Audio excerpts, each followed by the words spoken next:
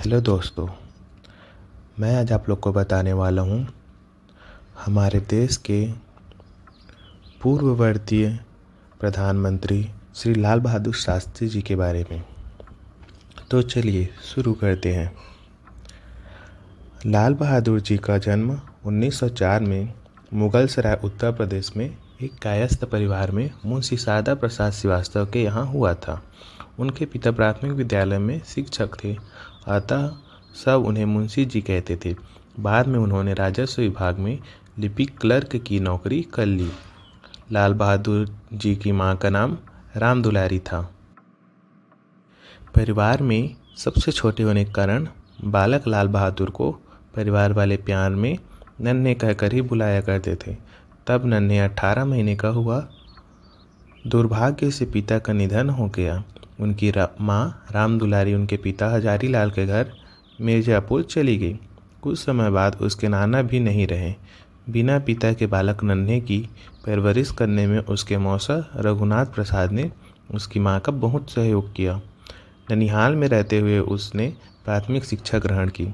उसके बाद की शिक्षा हरिश्चंद्र हाई स्कूल और काशी विद्यापीठ में हुई। काशी विद्यापीठ से शास्त्री जी की उपाधि मिलने के बाद उन्होंने जन्म से चला आ रहा जाति सूचक शब्द श्रीवास्तव हमेशा हमेशा के लिए हटा दिया और अपने नाम के आगे शास्त्री लगा दिया। इसके पश्चात शास्त्री शब्द लाल बहादुर के नाम का पर्याय ही बन गया। 1928 में उनका विवाह मिर्जापुर निवासी गणेश प्रसाद की पुत्री ललिता से हुआ। ललिता और शास्त्री जी की 6 संतानें हुईं। 2 पुत्रियां कुसुम व सुमन और 4 पुत्र हरिकृष्ण, अनिल, सुनील व अशोक। उनके 4 पुत्रों में से 2 अनिल शास्त्री और सुनील शास्त्री अभी भगवान की कृपा से जीवित हैं। शेष 2 दिवंगत हो चुके हैं। अनिल शास्त्री कांग्रेस पार्टी के एक वरिष्ठ नेता हैं, जबकि सुनील शास्त्री भारतीय जनता पार्टी के नेता हैं। लाल बहादुर जी के अब मैं राजनीतिक जीवन के बारे में बताता हूँ।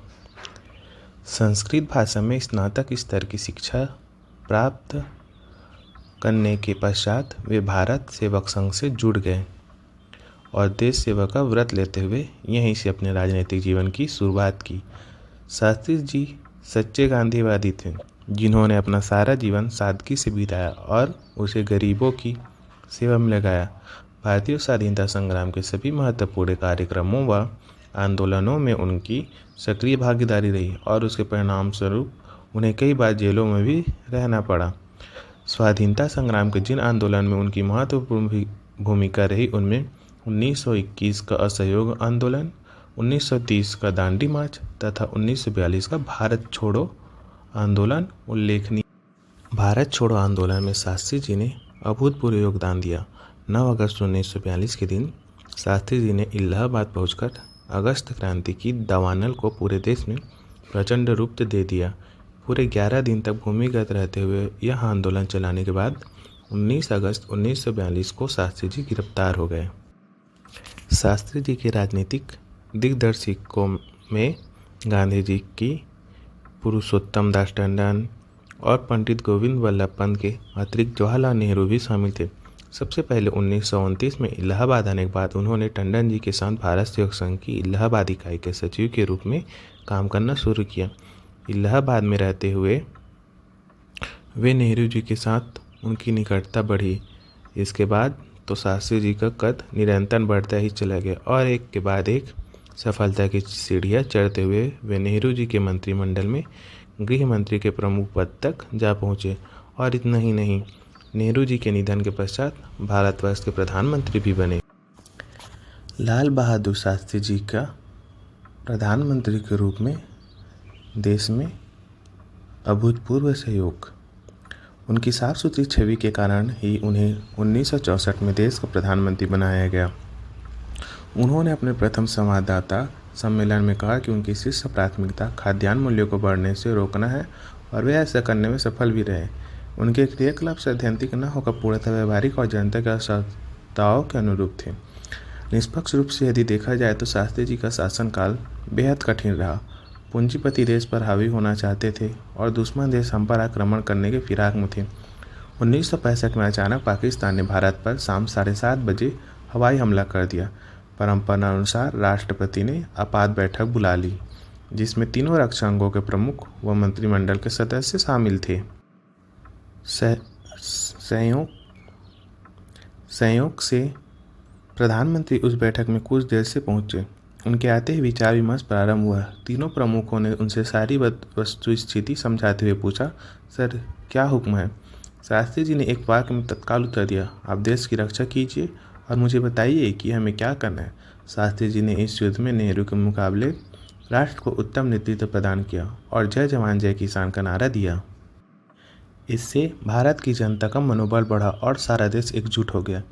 इसकी कल्पना पाकिस्तान ने कभी सपने में भी नहीं की थी। भारत पाक युद्ध के दौरान सितंबर को भारत की पैदल सैन्य इकाई ने द्वितीय विश्व युद्ध के अनुभवी मेजर जनरल प्रसाद के नेतृत्व में इच्छोगिल नहर के पश्चिमी किनारे पर पाकिस्तान के बहुत बड़े हमले का डटकर मुकाबला किया। इच्छोगिल नहर भारत और पाकिस्तान की वास्तविक सीमा थी। इस हमले में खुद मेजर जनरल प्रसाद के काफिले पर भी भीषण हमला हुआ और उन्हें अपना वाहन छोड़कर पीछे हटना पड़ा। भारतीय थल सेना ने दूनी शक्ति से प्रत्याक्रमण करके बरकी गांव के समीप नहर को पार करने में सफलता अर्जित की। इससे भारतीय सेना लाहौर के हवाई अड्डे पर हमला करने की सीमा के भीतर पहुंच गई। इस अप्रत्याशित आक्रमण से घबराकर अमेरिका ने अपने नागरिकों को लाहौर से निकालने के लिए कुछ समय के लिए युद्ध विराम की अपील की। आखिरकार रूस और अमेरिका के मिलीभगत से शास्त्री जी पर जोर डाला गया। उन्हें एक सोची समझी साजिश के तहत रूस बुलवाया गया, जिसे उन्होंने स्वीकार कर लिया। जब समझौता वार्ता चली तो शास्त्री जी की एक ही जीत थी कि उन्हें बाकी सब शर्तें मंजूर है, परंतु जीती हुई जमीन पाकिस्तान को लौटाना हरगिज मंजूर नहीं। काफ़ी जद्दोजहद के बाद शास्त्री जी पर अंतर्राष्ट्रीय दबाव बनाकर ताशकंद समझौते के दस्तावेज पर हस्ताक्षर करा लिए गए। पाकिस्तान के राष्ट्रपति अयूब खान के साथ युद्ध विराम के समझौते पर हस्ताक्षर करने के कुछ घंटे बाद 11 जनवरी 1966 की रात में उनकी मृत्यु हो गई। यह आज तक रहस्य बना हुआ है कि क्या वाकई शास्त्री जी की मौत हत्याघात के कारण हुई थी। कई लोग उनकी मौत की वजह जहर को ही मानते हैं। लाल बहादुर शास्त्री जी को उनकी सादगी, देशभक्ति और ईमानदारी के लिए आज भी पूरा भारत श्रद्धापूर्वक याद करता है। उन्हें मरणोपरांत वर्ष 1966 में भारत रत्न से सम्मानित किया गया। धन्यवाद दोस्तों। वीडियो अच्छी लगी हो तो चैनल को लाइक एंड सब्सक्राइब कीजिए। धन्यवाद।